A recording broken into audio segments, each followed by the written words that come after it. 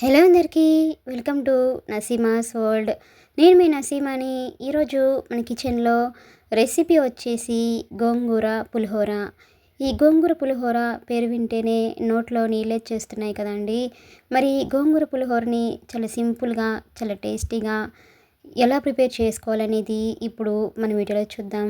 ఈ గోంగూర పులిహోరని ఇప్పుడు ఈ స్టైల్లో ట్రై చేయకపోతే ఈసారి తప్పకుండా ఈ రెసిపీని ట్రై చేసి చూడండి. చాలా అంటే చాలా టేస్టీగా ఉంటుందండి. ముందుగా కుక్కర్ని తీసుకొని దానిలోకి 1 గ్లాస్ వరకు రైస్ని వేసుకొని, ఈ రైస్ని శుభ్రంగా వాష్ చేసుకొని దీనిలోకి వాటర్ని వేసుకొని, అలాగే కొంచెం సాల్ట్, కొంచెం పసుపు వేసుకొని కుక్కర్ మూత పెట్టేసి 2 విజిల్లు వచ్చేంత వరకు రైస్ని ఉడికించేసుకొని పక్కన ఉంచండి. ఇప్పుడు స్టవ్ ఆన్ చేసుకుని కడాయిని తీసుకోండి. దానిలోకి 5 నుంచి 6 వరకు ఎండుమిర్చిని వేసుకోండి. అలాగే పావు టీ స్పూన్ మెంతులు వేసుకోండి. అలాగే హాఫ్ టీ స్పూన్ వరకు ఆవాలను వేసుకొని వీటిని లో ఫ్లేమ్లో ఉంచేసి దోరగా వచ్చేంత వరకు బాగా ఫ్రై చేయండి. ఈ పులిహోరలో మెంతుల ఫ్లేవర్ అనేది చాలా బాగుంటుందండి. ఇలా ఫ్రై అయిపోయాక వీటిని స్టవ్ ఆఫ్ చేసుకొని పూర్తిగా చల్లారనివ్వండి. ఇలా చల్లారిన తర్వాత వీటిని మిక్సీ జార్లోకి వేసుకొని, అలాగే దీనిలోకి కొద్దిగా ఇంగువ పొడిని కూడా వేసుకొని మూత పెట్టేసి మెత్తటి పౌడర్ లాగా గ్రైండ్ చేసుకొని తీసుకోండి. చూడండి, ఇలా ఫైన్ పౌడర్ లాగా గ్రైండ్ చేసుకొని దీన్ని కూడా పక్కన ఉంచండి. ఇప్పుడు స్టవ్ ఆన్ చేసుకొని వేరొక కడాయిని తీసుకోండి. దానిలోకి 3 to 3.5 స్పూన్స్ వరకు ఆయిల్ని వేసుకోండి. పులిహోరకి ఆయిల్ అనేది కొంచెం ఎక్కువగా ఉంటేనే టేస్ట్ అనేది చాలా బాగుంటుందండి. అలాగే పులిహోర తింటున్నప్పుడు నోటికి చుట్టుకోకుండా ఆయిల్ ఎక్కువగా ఉంటే చాలా పొడి పొడిగా చాలా బాగుంటుందండి.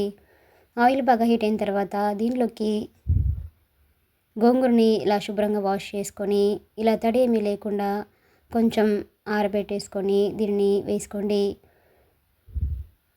ఇలా తడి మీదనే వేస్తే మనకి గోంగూర అనేది ఇలా గుజ్జు గుజ్జుగా అయిపోతుందండి.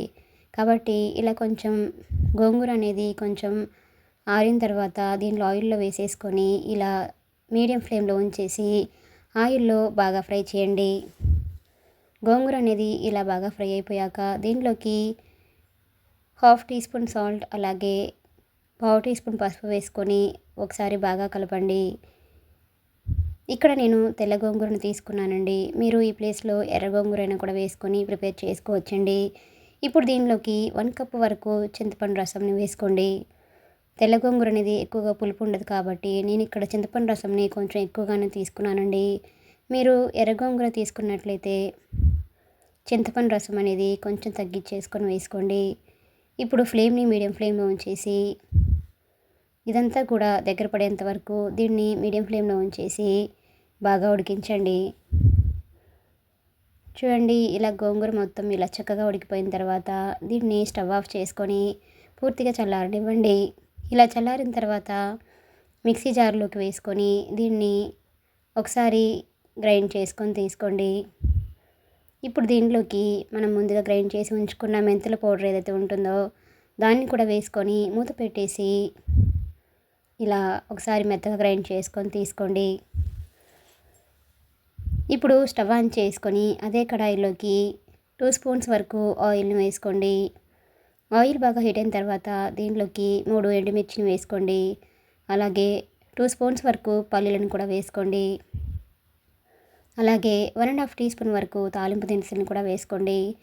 అలాగే హాఫ్ టీ స్పూన్ వరకు జీలకర్ర కూడా వేసుకొని వీటిని లో ఫ్లేమ్లో ఉంచేసి దోరగా వచ్చేంత వరకు బాగా ఫ్రై చేయండి.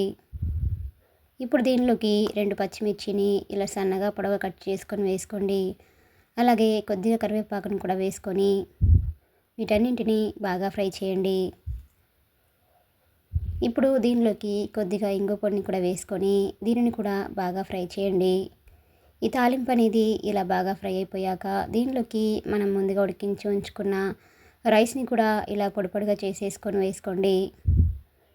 ఇప్పుడు ఇదంతా కూడా తాలింపులో కలిసేటట్లుగా ఇలా ఒకసారి బాగా కలిపేసుకోండి. ఇప్పుడు దీనిలోకి మనం ముందుగా గ్రైండ్ చేసి ఉంచుకున్న గోంగూరను కూడా వేసుకొని స్టవ్ ఆఫ్ చేసుకోండి. ఇప్పుడు ఈ కడాయిని స్టవ్ నుంచి పక్కకు దించేసుకొని ఇలా చేతితోటి ఈ గోంగూర మొత్తం ఈ రైస్లో కలిసేటట్లుగా ఇలా ఒకసారి బాగా కలిపేసుకోండి. మీకు ఈ టైంలో సాల్ట్ అనేది ఒకవేళ సరిపోలేదని అనుకుంటే ఈ టైంలో యాడ్ చేసుకొని వేసుకోవచ్చండి. ఇదంతా కూడా రైస్ మొత్తానికి పట్టేలాగా ఇలా ఒకసారి బాగా మిక్సింగ్ చేసుకోండి. అంతేనండి, ఎంతో సింపుల్గా ఎంతో టేస్టీగా ఉండే గోంగూర పులిహోర అనేది మనకి రెడీ అయిపోయినట్లే. ఇలా రెడీ అయిపోయిన ఈ గోంగూర పులిహోరని ఒక సర్వింగ్ ప్లేట్లోకి తీసుకొని దీనిని వేడివేడిగా కంటే కూడా చల్లారిన తర్వాత దీన్ని సర్వ్ చేసుకుంటే చాలా బాగుంటుందండి. చల్లారిన తర్వాత ఈ పులుపు మొత్తం రైస్కి పట్టేసి టేస్ట్ అనేది చాలా అద్భుతంగా ఉంటుందండి. మీకు కూడా ఈ రెసిపీ కనుక నచ్చినట్లయితే ఒక లైక్ చేయండి. అలానే లైక్ చేయడం మాత్రం మర్చిపోకండి. Please subscribe my channel, like, share and comment. Thanks for watching.